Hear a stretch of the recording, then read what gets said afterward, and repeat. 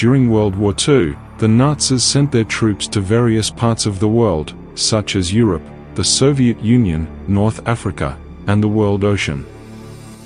However, after the Third Reich's defeat in the Battle of Moscow, the conditions led to millions of German soldiers dying and being captured as prisoners of war.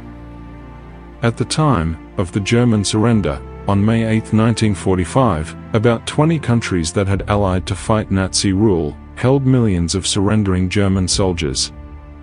Out of the tens of millions of prisoners, the majority were under the custody of the United States, the United Kingdom, France, and the Soviet Union. About 5 million prisoners held by the Western Allies were released immediately after the war. However, the prisoners under Soviet control were detained for a longer period, until 1956. The Soviet Union held German prisoners of war for 11 years, mainly due to extensive economic losses and the human toll of prolonged warfare. Finally, Soviet officials then opted to hold able-bodied prisoners as long as possible in order to participate in post-war reconstruction. Both the Western Allies and the Soviet Union committed crimes against German prisoners. Tens of thousands of soldiers died in American prisons and French labor camps. Meanwhile, German prisoners in the Soviet Union had a more dire fate. They were placed in hard labor, with few supplies, and exposure to the harsh weather of -40 degrees in Siberia. Prisoners in logging camps, such as those in Siberia, endured harsh conditions.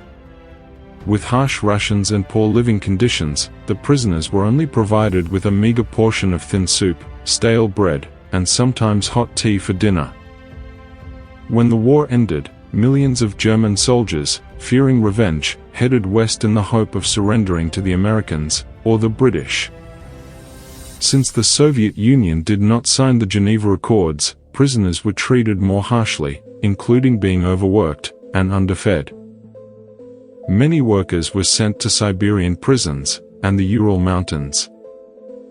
Conditions there were horrific, with daily violence, starvation, disease and cold. It wasn't until 1948 that their situation began to improve.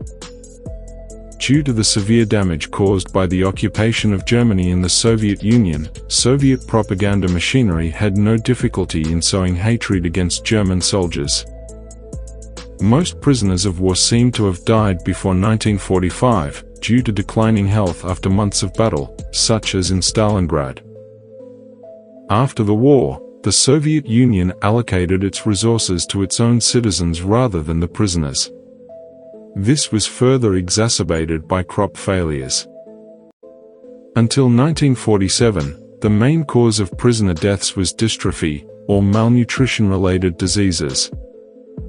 Moreover, prisoners often engaged in self-destructive behaviors, such as refusing to eat, or inhaling and consuming harmful substances, with the hope of being repatriated to Germany sooner. In America itself, it is estimated that around 40,000 prisoners died in camps, either from starvation or negligence. Another 20,000 prisoners died while working to rebuild France. Prisoners were often given heavy tasks, such as clearing explosive mines. Although historians generally agree that there was no mass killing of German prisoners, the policies implemented often stemmed from hatred and revenge. Identifying the exact number of casualties is a difficult task due to the lack of complete records and the chaotic post-war conditions. It is estimated that around 80,000 prisoners died in Yugoslavia, 100,000 died in Polish mines and camps, and 63,000 died under American, British, French, Luxembourg, and Dutch control. In the case of the Soviet Union, it is the most challenging for researchers. The official figures from the Soviet Union are 350,000 to 400,000 prisoners who died in Soviet custody, while historians believe that approximately 1.1 million German prisoners died in Soviet custody.